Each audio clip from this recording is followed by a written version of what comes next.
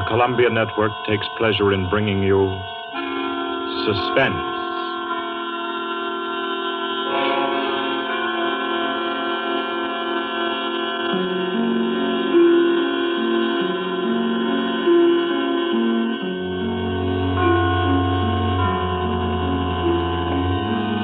Suspense, Columbia's parade of outstanding thrillers, produced and directed by William Spear and scored by Bernard Herrmann.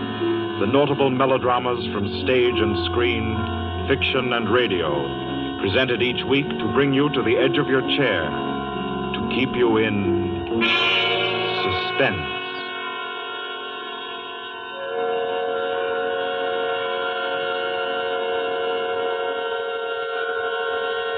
Good evening. This is Orson Welles. I'm very happy I am to be back in the United States and back on the Columbia Network, even for so short a visit as this one. Back with old friends like Johnny Dietz, who's tonight's director, and Bernard Herrmann. The Mercury Theater presented tonight's radio play for the first time last year. We came right out then and hailed it as a classic of the medium. Nobody argued the point. A lot of people asked us to do it again, so it's gratifying to get the chance now and to find a favorite of ours in this distinguished anthology of spook shows. Personally, I've never met anybody who didn't like a good ghost story, but I know a lot of people who think there are a lot of people who don't like a good ghost story. For the benefit of these, at least, I go on record at the outset of this evening's entertainment with the sober assurance that although blood may be curdled on this program, none will be spilt. There's no shooting, knifing, throttling, axing, or poisoning here. No clanking chains, no cobwebs, no bony and or hairy hands appearing from secret panels, or better yet, bedroom curtains. If it's any part of that dear old phosphorescent foolishness that people who don't like ghost stories don't like, then again, I promise you, we haven't got it. Not tonight. What we do have is a thriller. It's half as good as we think it is. You can call it a shocker. It's already been called a real Orson Welles story. Now, frankly, I don't know what this means. I've been on the air directing and acting in my own shows for quite a while now, and I don't suppose I've done more than half a dozen thrillers in all that time. Honestly, I don't think even that many, but it seems I do have a reputation for the uncanny.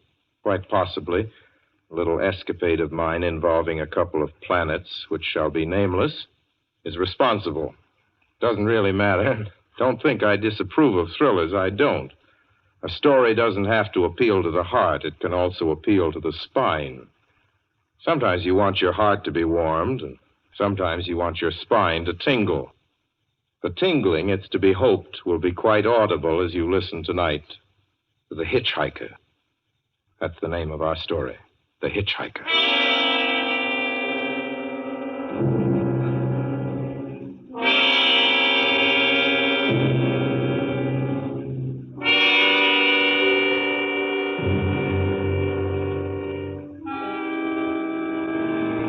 I'm in an auto camp on Route 66, just west of Gallup, New Mexico.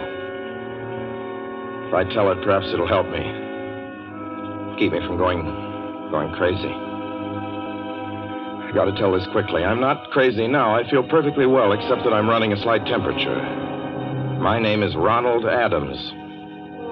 I'm 36 years of age, unmarried, tall, dark, with a black mustache. I drive a 1940 Buick, license number 6Y175189.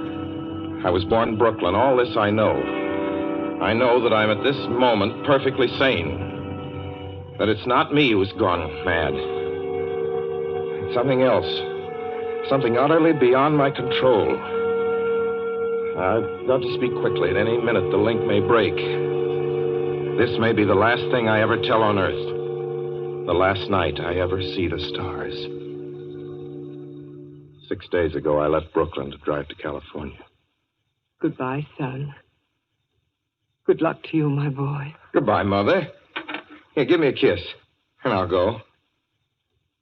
I'll come out with you to the car. Oh, no, it's raining. Stay here at the door. Hey, what's this? Tears? I thought you'd promised me you wouldn't cry. Oh, I know, dear. I'm sorry. But I do hate to see you go. I'll be back. It'll only be On the coast 3 months? Oh, it isn't that. It's just the trip. Ronald, I wish you weren't driving. Oh, Mother, there you go again. People do it every day. I know, but you'll be careful, won't you? Promise me you'll be extra careful. Don't fall asleep or drive fast or pick up any strangers on the road. Oh, gosh. I think I was still 17 here, you told me. Oh. And why? I mean, as soon as you get to Hollywood, won't you, son? Of course I will. Don't you worry. There's nothing going to happen. It's just 8 days of perfectly simple driving on smooth, decent, civilized roads with a hot dog or a hamburger stand every 10 miles.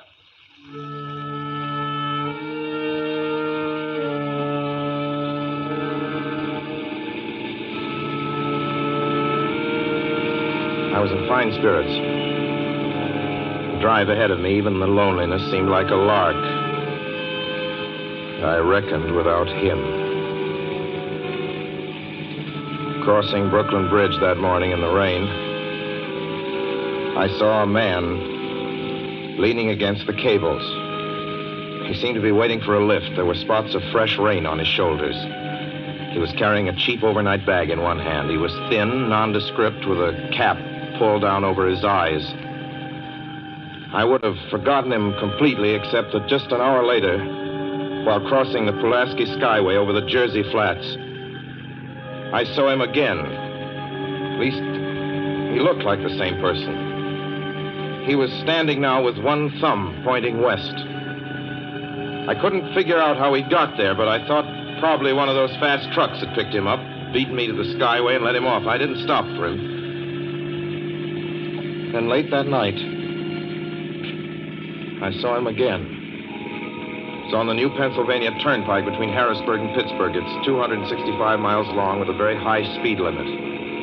I was just slowing down for one of the tunnels when I saw him, standing under an arc light by the side of the road. I'd seen quite distinctly the bag, the cap,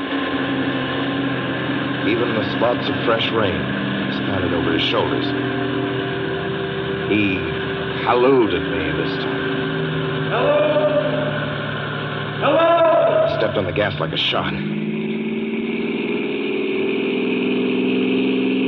That's lonely country through the Alleghenies, and I had no intention of stopping. Besides, the coincidences, or whatever it was, gave me the willies. Stopped at the next gas station.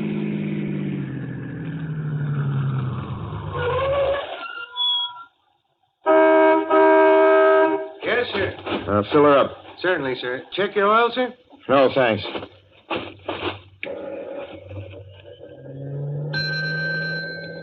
Nice night, isn't it? Yes. It hasn't been raining here recently, has it? Not a drop of rain all week. Oh? Oh, I suppose that doesn't done your business any harm. Oh, people drive through here all kinds of weather. Mostly business, you know. There aren't many pleasure cars out on the turnpike this season of the year. I suppose not. What about hitchhikers? Hitchhikers here? What's the matter? Don't you ever see any? Not much. If we did, it'd be a sight for sore eyes. Why? Oh, guy'd be a fool who started out to hitch rides on this road. Look at it. Then, you've never seen anybody? No. Maybe they get the lift before the turnpike starts. I mean, you know, just before the toll house. But then it'd be a mighty long ride. Most cars wouldn't want to pick up a guy for that long a ride. And, you know, this is pretty lonesome country here. Mountains and woods. You ain't seen anybody like that, have you? No. Oh, no, not at all. I was just a technical question. I see. Well, that'll be just $1.49 with the tax.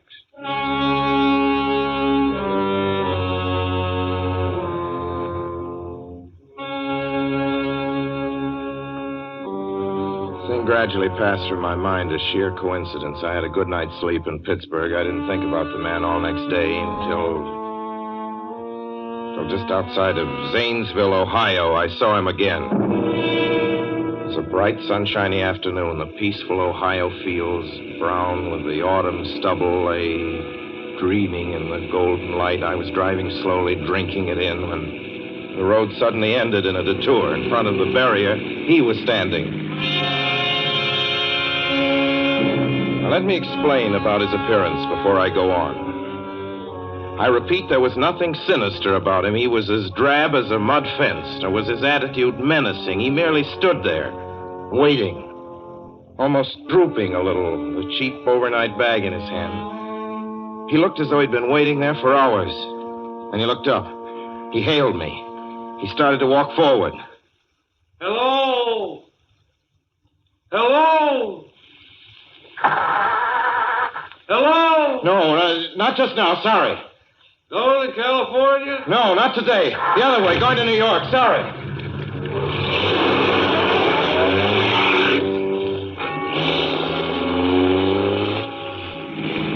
After I got the car back on the road again, I felt like a fool. Yet the thought of picking him up, of having him sit beside me, was somehow unbearable. At the same time, I felt more than ever unspeakably alone.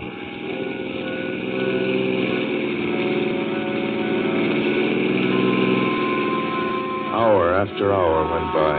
The fields, the towns ticked off one by one.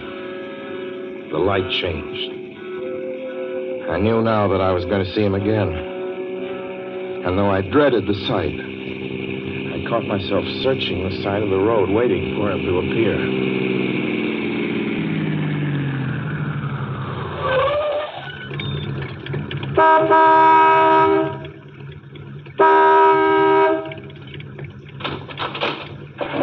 Yeah, what is it?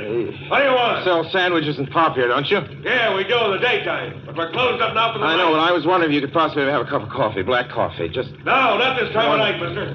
My wife's the cook. She's in bed. No, don't shut the door, please. Listen, just a minute ago... just a minute ago, there was a man standing here right beside the stand, a suspicious-looking man. I don't mean to disturb it.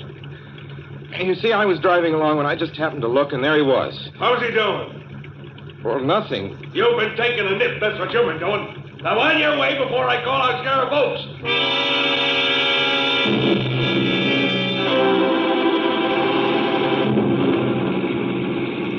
I got into the car again and drove on slowly. It's getting to hate the car. If I could have found a place to stop, to rest a little. I was in the Ozark Mountains of Missouri now.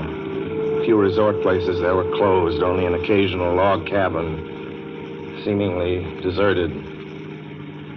That's all that broke the monotony of the wild, wooded landscape. I had seen him at that roadside stand. I knew I'd see him again. Maybe at the next turn of the road. I knew that when I saw him next, I would run him down.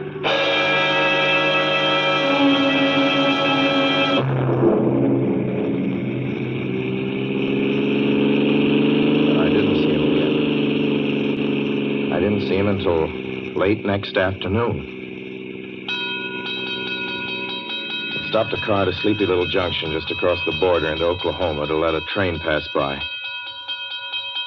When he appeared across the tracks, leaning against a telephone pole. Perfectly airless, dry day. The red clay of Oklahoma was baking under the southwestern sun. Yet there were spots of fresh rain on his shoulders. I couldn't stand that. Without thinking, blindly, I started the car across the tracks. He didn't even look up at me. He was staring at the ground. I stepped on the gas hard, veering the wheel sharply toward him. I could hear the train in the distance now, but I didn't care. And something went wrong with the car. The train was coming closer. I could hear its bell ringing and the cry of its whistle. Still, he stood there. And now I knew that he was beckoning me to my death.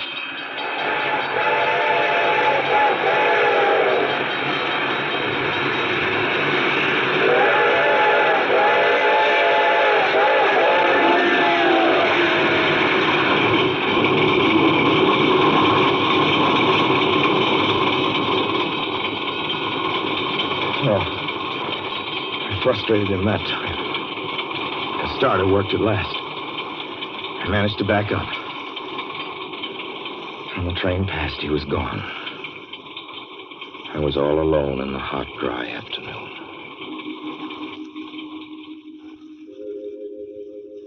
After that, I knew I had to do something.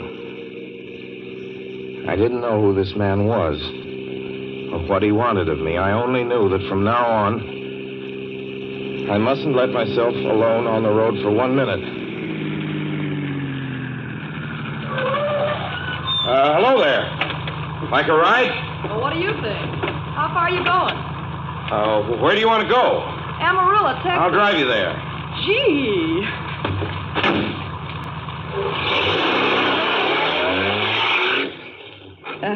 You mind if I take off my shoes?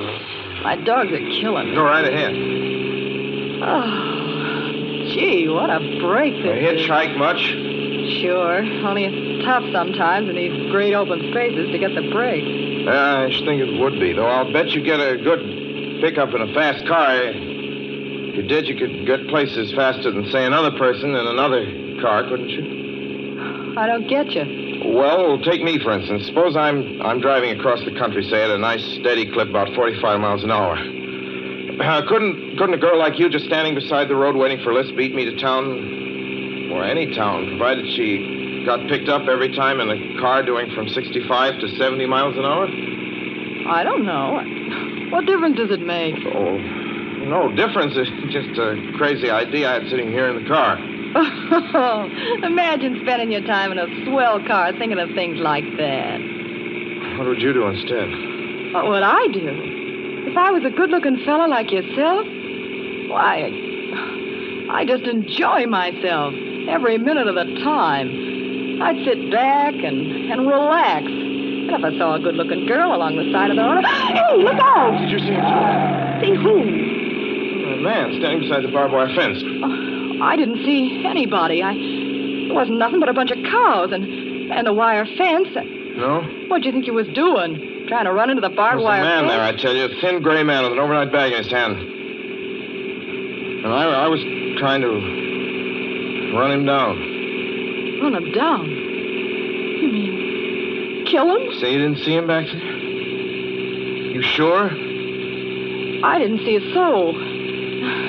As far as Watch that's concerned... for him the next time and keep watching. Keep your eyes peeled on the road. He'll turn up again. Maybe any minute now. There! Look there!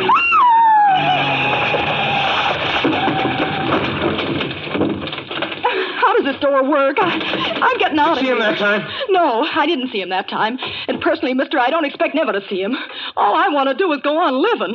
I don't see how I will very long, driving with you. Oh, I'm sorry. I don't know what came over me, but please don't go. So if you'll excuse me... You can't go. Listen, how would you like to go to California? I'll drive you to California. Seeing pink elephants all the way? No, thanks. Thanks just the same. Listen, please, just 1 minute, please. You know what I think you need, big boy? Not a girlfriend. Just a good dose of sleep. Please. There. I got it now. No, you can't go. Please, come Your back. hands off me. Do you hear? Leave your hands off.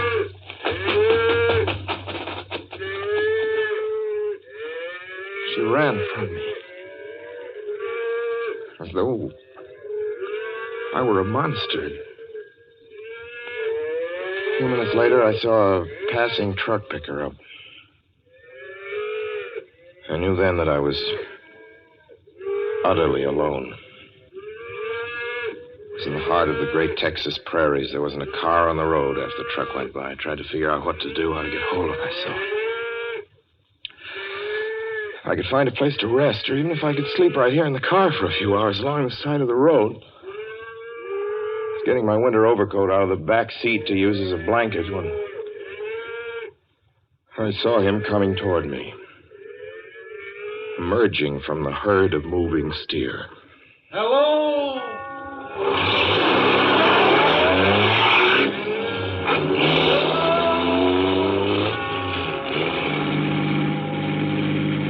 Maybe I should have spoken to him then. Fought it out then and there. For now, he began to be everywhere. Wherever I stopped, even for a moment, for gas, for oil, for a drink of pop, a cup of coffee, sandwich, he was there. I saw him standing outside the auto camp in Amarillo that night when I dared to slow down. I was sitting near the drinking fountain of a little camping spot just inside the border of New Mexico. He was waiting for me outside the Navajo reservation where I stopped to check my tires. I saw him in Albuquerque when I bought 20 gallons of gas. I I was afraid to stop now. I began to drive faster and faster. I was in lunar landscape now. The great arid mesa country of New Mexico. I drove through it with the indifference of a fly crawling over the face of the moon. Now he didn't even wait for me to stop. Unless I drove at 85 miles an hour over those endless roads, he waited for me at every other mile. I'd see his figure, shadowless, flitting before me, still in the same attitude, over the cold, lifeless ground, flitting over dried-up rivers, over broken stones cast up by old glacial upheavals, flitting in that pure and cloudless air. I was beside myself when I finally reached Gallup, New Mexico this morning. There's an auto camp here. Cold, almost deserted this time of year. I went inside and asked if there was a telephone. I had the feeling that if only I could speak to someone familiar, someone I loved, I could pull myself together.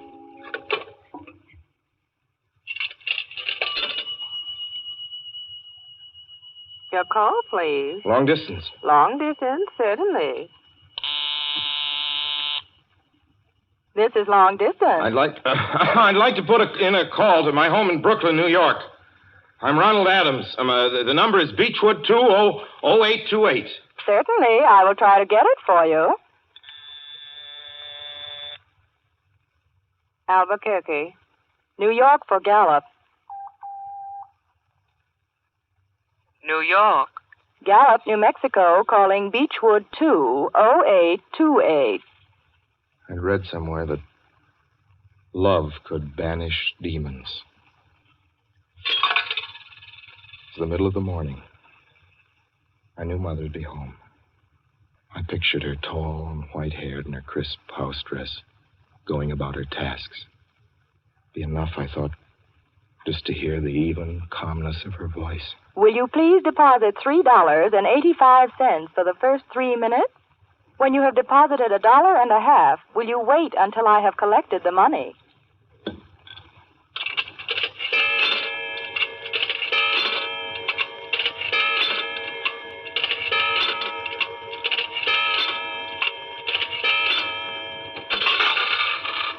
All right, deposit another $1.50.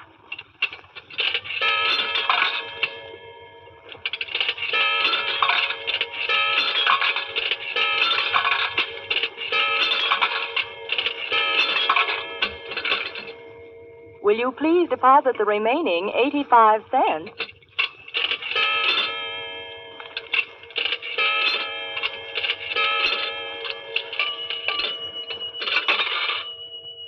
Ready with Brooklyn. Go ahead, please. Hello? Mrs. Adams' residence. Hello, Mother? This is Mrs. Adams' residence. Who is it you wish to speak to, please? What? Who's this? This is Mrs. Whinney. Mrs. Whinney? I don't know any Mrs. Whinney. Is this Beechwood 20828? Yes? Where's my mother? Where's Mrs. Adams? Mrs. Adams is not at home. She's still in the hospital. The hospital? Yes. Who is this calling, please? Is it a member of the family? Well, what's she in the hospital for? She's been prostrated for 5 days. Nervous breakdown. But who is this Nervous calling? breakdown? Well, my mother never was nervous. It's all taken place since the death of her oldest son, Ronald. Death of her oldest son, Ronald?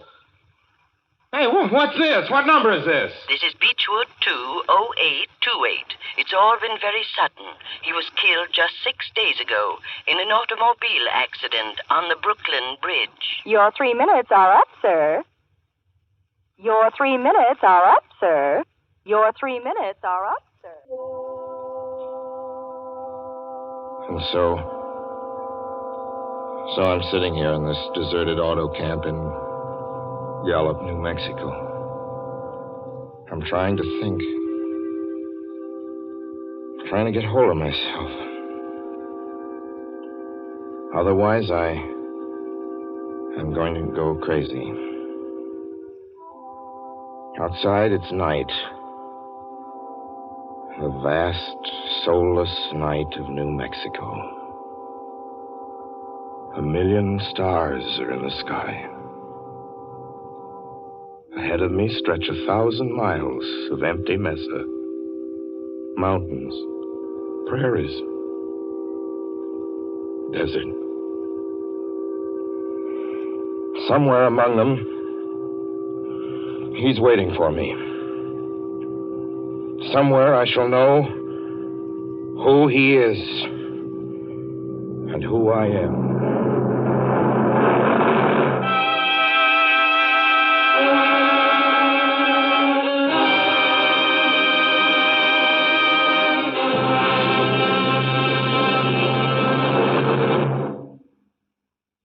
So ends The Hitch-Hiker, and to Orson Welles our considerable thanks for his playing of the title role. Mr. Welles? Help wanted. Men, women, and children. Nature of work, hard, monotonous, back-breaking labor. Hours, 75 a week minimum. Pay, few cents an hour. Added inducement, 2 meals a day, including several ounces of bad bread and a cup of thin soup. Don't delay. Apply at once. How'd you respond to a want ad like that, Mr. and Mrs. American working man and woman? You'd laugh, wouldn't you, and throw the paper in the trash basket. Dismiss the whole advertisement as some kind of a joke, but believe me, it's no joke. It's a simple statement of the working conditions that exist today in Nazi Germany and the conquered countries under Nazi rule. It's also an exact statement of the working conditions that will be imposed on you and every member of your family if the Nazis win this war. You yourself personally can stop them from winning, as you know. You don't have to give up your well-paid job to do it. You needn't have to be a soldier or a sailor or an airman or a nurse or a war worker to ensure American victory. Uncle Sam doesn't ask plain, ordinary, hard-working citizens like you to give him anything. All he does ask very seriously and very urgently is that you loan him 10 cents out of every dollar you make. That's all there is to it. Lend Uncle Sam a dime to win this war, and he'll pay you back with interest when he's won it. The easiest, most convenient way to lend him these dimes is to enroll in the payroll savings plan. Just tell your boss to deduct 10 cents from every dollar he pays you and lend it to Uncle Sam in your name. Sign up for this simple savings plan today, and when victory comes, you'll have war bonds in your pockets instead of Axis bonds on your wrists. Suspense will be heard again 2 weeks from tonight. Next Wednesday night, September 9th, the Columbia Broadcasting System will present over many of these stations at 9:30 p.m. Eastern Wartime an address by W. Averell Harriman, the United States Lend-Lease Administrator in London. Mr. Harriman, as the personal representative of the President of the United States, attended the Moscow conferences between Winston Churchill and Joseph Stalin. Next Wednesday's broadcast will be Mr. Harriman's first public address since his return to this country. Suspense is produced and directed by William Spear. John Dietz was our guest director this evening. Tonight's radio drama was written by Lucille Fletcher. The original score was by Bernard Herrmann.